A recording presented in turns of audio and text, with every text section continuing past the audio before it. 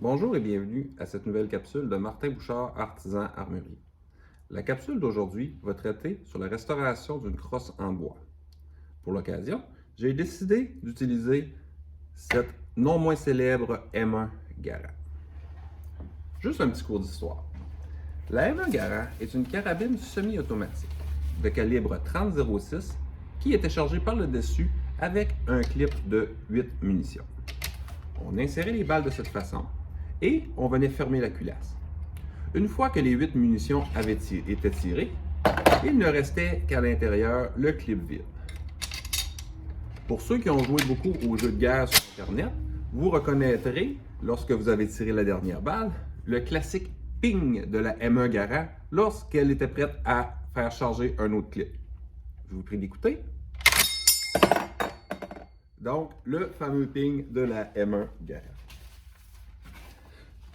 Lorsque le ping se faisait entendre et que le clip en métal sortait, eh bien, c'était le temps de reprendre un autre clip de 8 balles, de le recharger et on était reparti. Donc, la M1 Garand est une arme qui a été utilisée pendant quelques guerres. La Deuxième Guerre mondiale, la guerre de Corée et un petit peu la guerre du Vietnam.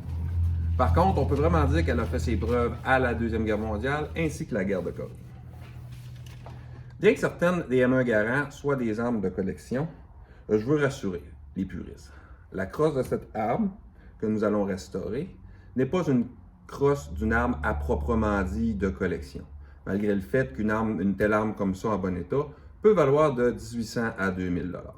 Les numéros de série ne concordent pas, donc ce n'est pas considéré comme une arme de collection. La seule valeur qu'elle a, c'est une valeur historique d'une arme ayant fait la Deuxième Guerre et la guerre de Corée et un petit peu la guerre du Vietnam.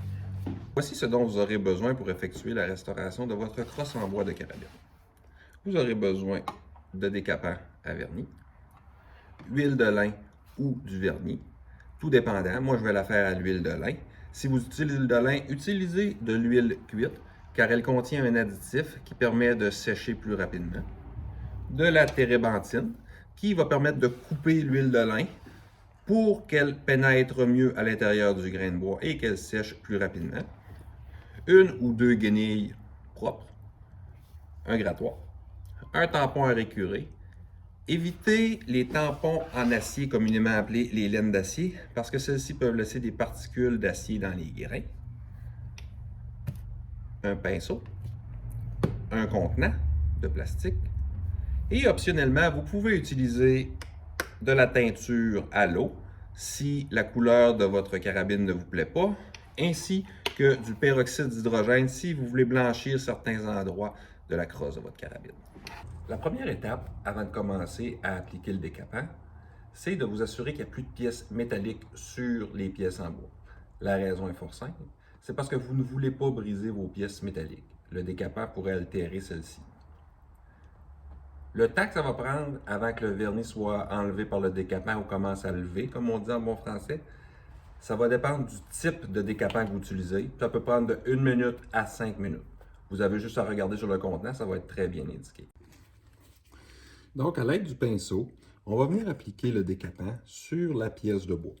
On en met généreusement, c'est pas grave même si ça coule un peu. Je vous conseille de faire un côté à la fois. Avec le pinceau, toute la carabine au complet, le premier côté.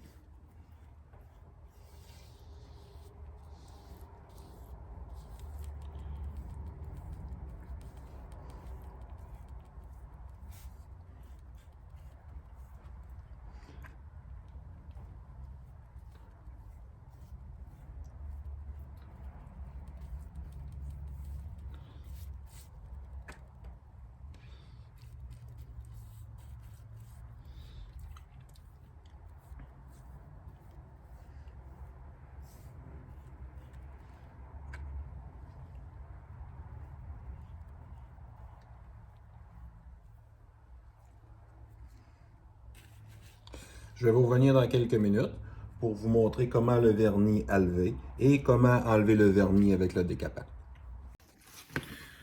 Donc, ça fait environ 15 minutes. On va commencer à regarder, on va enlever la première couche. Vous voyez, ça commence à décoller.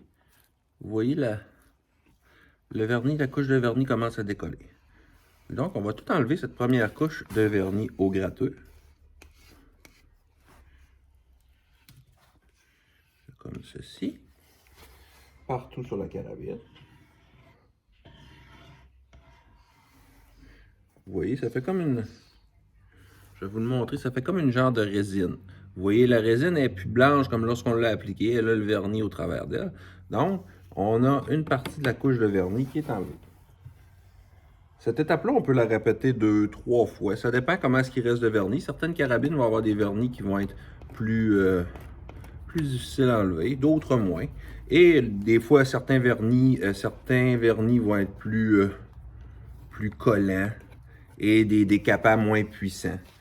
Donc, je vais continuer à décaper. Je vais couper la caméra un peu. Je vais vous revenir quand je vais avoir fini de décaper la carabine. Je vais vous revenir pour vous montrer le résultat, qu'est-ce que ça va donner. Bonjour, je suis de retour. Voici ce quoi a l'air notre crosse une fois qu'elle a été décapée, c'est-à-dire que tout le vernis a été enlevé.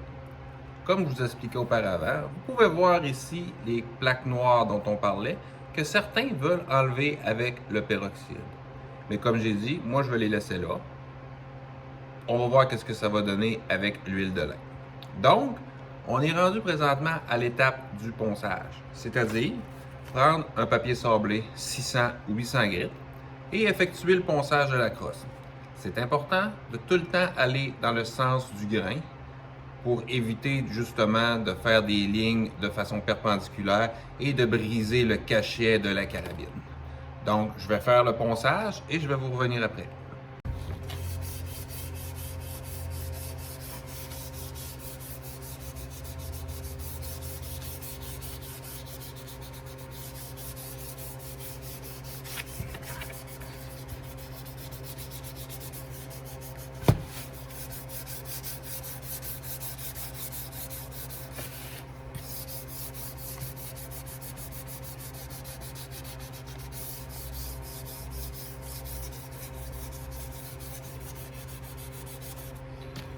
Lorsqu'on considère que le ponçage est terminé, on va prendre une guenille propre et on va enlever le surplus de le surplus de poussière de bois.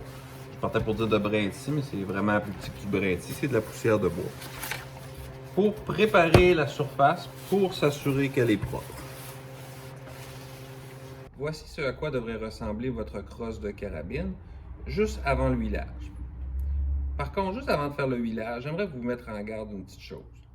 Si vous êtes pour blanchir certains endroits de votre crosse avec du peroxyde, allez-y intelligemment et de façon graduelle. C'est-à-dire, allez pas en mettre partout tout de suite au départ. Commencez à en mettre à des endroits moins apparents et voyez qu'est-ce que ça donne sur le bois. Parce que c'est certain que chaque bois a ses spécificités, donc il peut réagir différemment au peroxyde. Donc, on est prêt à huiler. Je prépare le mélange à huile.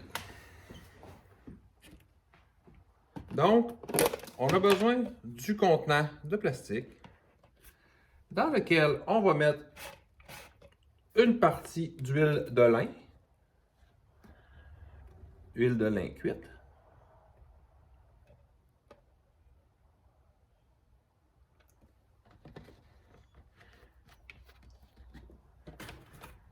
ainsi qu'une partie de térébenthine pure.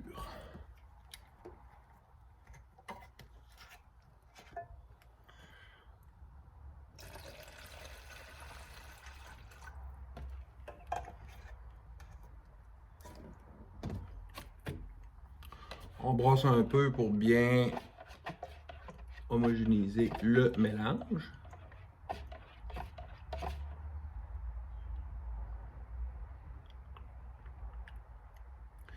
Une fois c'est fait, ce qu'on fait, on vient prendre notre guenille, une guenille propre, j'ai pas besoin de le dire. On va mettre juste un petit peu d'huile de lin dessus, à peine tremper le bout, et on va commencer à huiler la carabine de cette façon.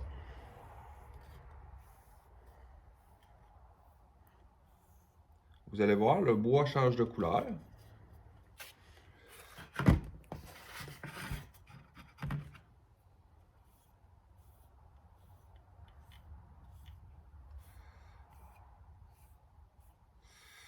Donc, on va faire cette étape-là avec tous les autres morceaux. On va laisser sécher aux alentours de 20 minutes. Au bout de 20 minutes, on reprend notre guenille et on enlève le surplus. Qu'est-ce qui va dégoûter? Et on laisse sécher pour un 24 heures environ. Donc, je finis tout le reste de la crosse et je vous reviens pour vous montrer qu'est-ce que ça donne.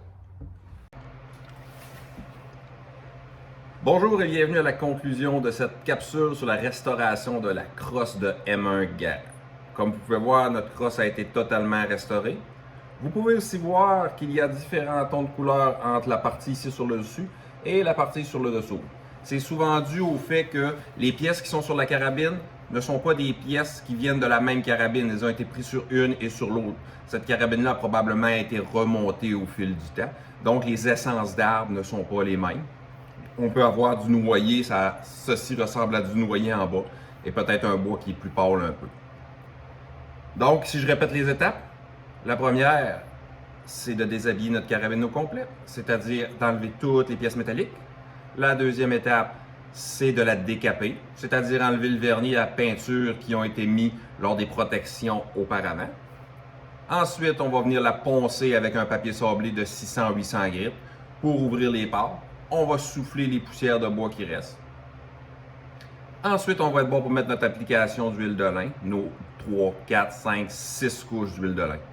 L'important, c'est d'attendre bien comme il faut entre chaque application d'huile pour ne pas qu'on roule de la vieille huile, de l'huile de la couche précédente, c'est-à-dire qu'on passe de la nouvelle huile avec l'huile qui était déjà là. Ce que ça fait, c'est que vous risquez de rouler, ça va faire comme une gomme et ça ne fera pas beau sur votre crosse. Le fini ne sera pas très beau. Donc, l'étape de séchage entre les couches est très importante. Aux alentours d'une journée, 24 heures, des fois ça peut prendre jusqu'à 36. Les dernières couches sont plus longues, surprenez-vous pas.